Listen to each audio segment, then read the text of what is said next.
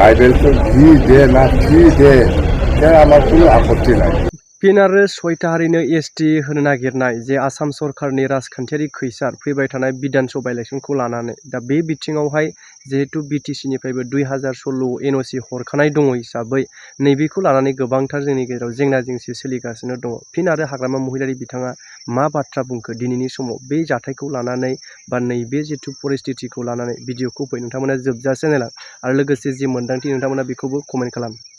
ইয়াৰ ভিতৰত আমাৰ এটা সিৰিয়াছ এজেণ্ডা হৈছে যেনিবা 6 জনগোষ্ঠীৰ ক্ষেত্ৰত আমি যোৱাকালি আলোচনা কৰিছোঁ। যিহেতু অসম চৰকাৰৰ মন্ত্ৰী বোৰ্ডে মানে মন্ত্ৰী বোৰ্ডে ক'ব না মন্ত্ৰী বোৰ্ড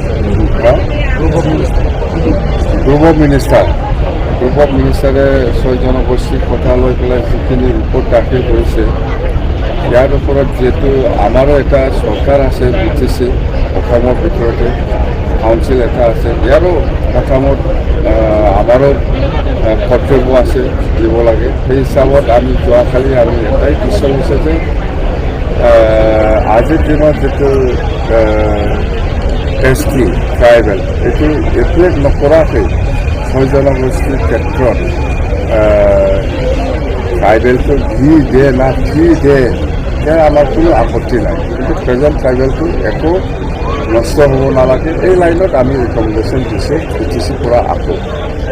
আৰু ইয়াত মানে আৰু আমি স্পেচিয়েলি আমি বিচাৰিছোঁ যে বিটিচিৰ ক্ষেত্ৰত মানে দুটা ভাগত এছটি থাকিব নালাগে, হ'লে এটাই হ'ব লাগিব।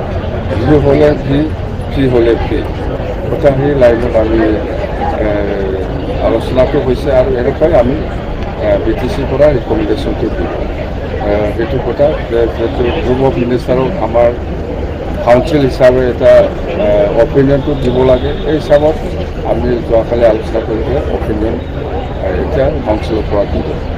আৰু একটাটো হ'ল সেই 29 তাৰিখত যিটো ঘটনা হৈছে ইয়াৰ ওপৰত অতি সোনকালে মানে জুডিচিয়েল কুৱেৰি হ'ব লাগে বুলি আমি